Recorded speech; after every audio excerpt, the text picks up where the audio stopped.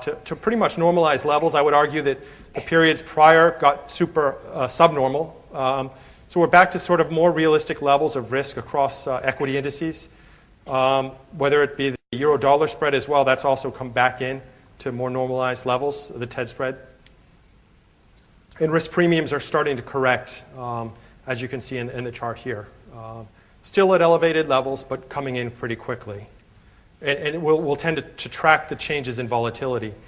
We talked about the pickup in real activity. The PMI has recovered quite noticeably across the globe. And that is actually translating into higher output, higher manufacturing, and need to replenish inventories, which is creating some cyclical bounce in demand. We have seen some signs that there are parts of the world that have held up better than others. I would point to the emerging markets as having been a great area to sort of hide, whether it be Asian emerging markets, China, India in particular, or whether it be Brazil or other parts of Latin America, Peru, which has been more insulated. That strength in emerging markets has helped to provide an offset to the decline in developed country demand. And we have seen a significant improvement in the markets so far. What I would point out here is typically after years where there's been significant downturns, you can see all these outlying years here where returns are deeply negative. The scales are hard to read, but the 1931, which is the farthest on the left, that was a year where markets were off by over 40%. The subsequent year tends to jump over to the right. So after the worst years, you tend to see amongst the best years in financial market performance. I think that has been the case this year. It's been a phenomenal year for the financial markets. It's been a mixed year, I'd say, for the real economy. So the real economy will be critical as we go forward. I would say on valuation, though, the valuations are actually quite supportive still. I mean, these are just the equity earnings yield charts across four of the major regions. And you can see, the US, Europe are still in the attractive valued zone. Asia is sort of in the middle of the pack, as is Japan, sort of in the middle of the range. So they're neither over or undervalued noticeably, but there's still some valuation upside in the developed markets against the earnings yield. The longer term issues and what to watch, I think it's the global imbalances haven't really been addressed yet. I mean, you're still seeing the US running massive trade deficits and significant fiscal deficits to the point where something has to over time adjust and that has to go away. That'll be a gradual process, but it's one that we need to see some closure on because that was the source of some of the problems and the bubbles in the US in the prior years. The other issue is on interest rates and fiscal stimulus. How policymakers, will they overstay their welcome, and could there be a longer term risk on inflation? And lastly, a buyer strike at the long end of the yield curve in the US would be the other item I would highlight as risks. This is the current account in the fiscal deficit of the US, just to illustrate that first point. It's gone to a level that is clearly unsustainable, and limits will be, I think the governments will be hitting their limits soon, and I would argue over the course of this current year, 2010 ahead, the debate will be around the fiscal deficit.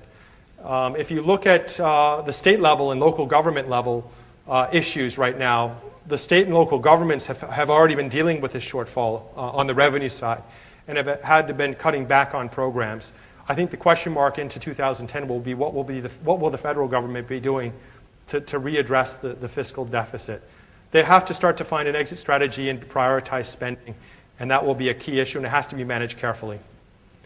Again, this is just the chart to illustrate the fact that the savings rate has come down largely because of the fact that the government is dissaving now and is running a pretty massive deficit.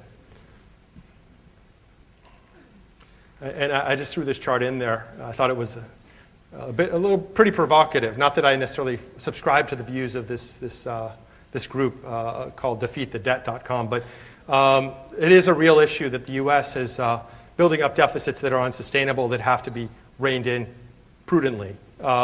And this is not just a U.S. issue, it's a broader issue. I mean, the developed economies, whether it be Japan, where the debts are already accumulated and they're pretty substantial, or whether it be the Eurozone, which is moving in the similar direction, the developed world has a significant imbalance, not just on the external side, but in terms of trade, but also on the fiscal side in terms of government spending that needs to be carefully monitored.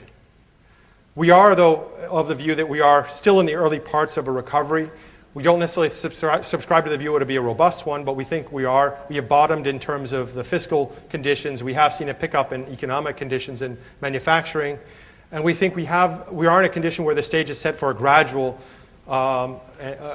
recovery, and which should be good for equities, continue to be good for equities as we roll forward through the year. At our last strategy, this is a snapshot of some of our positions. Between asset classes, we've been overweight equities. We've been overweighting commodities. I think of those views right now, we have, as we go into the final part of the year, my guess is the commodity view is the one that's probably subject to some revision. Commodity prices have moved pretty noticeably through the year. And we are, of the view that the strength of the recovery might not be as robust as markets are starting to discount. So that's the one view I could see maybe changing as we get to our next strategy meeting. But the rest of those views are pretty much, largely structural in our near-term views. In terms of markets across equities, we have taken a somewhat contrarian view around focusing on emerging markets and moving back into developed. And it was really the focus on value and the value discrepancies between the developed and the emerging world. We still like the emerging world on a long-term structural view in terms of the growth rates, the profitability, et cetera, but a lot of that's been priced in now. And we had at the margin taken our Asia weight down to neutral. We had cut back our Latin American exposures, and we'd moved our U.S. exposure up to overweight. What's interesting with the U.S. is if you take the consensus numbers in there, the IBIS numbers, and you assume they're correct, they go out 3 years. If you take in and impute the change in profitability implied by IBIS on the way the market should capitalize those changes, there's an undervaluation case for the U.S., which is pretty strong. And historically, the correlation in the U.S. market to changes in profitability is the highest of the developed markets. The only market with a higher correlation, surprisingly, is Latin America. And I think that's because the cost of capital is so high in Latin America, it has to be put to productive use or companies get penalized quickly. So that was a key change in our thinking. I think with that, I'll wrap up and say thank you to the audience here today, and thanks.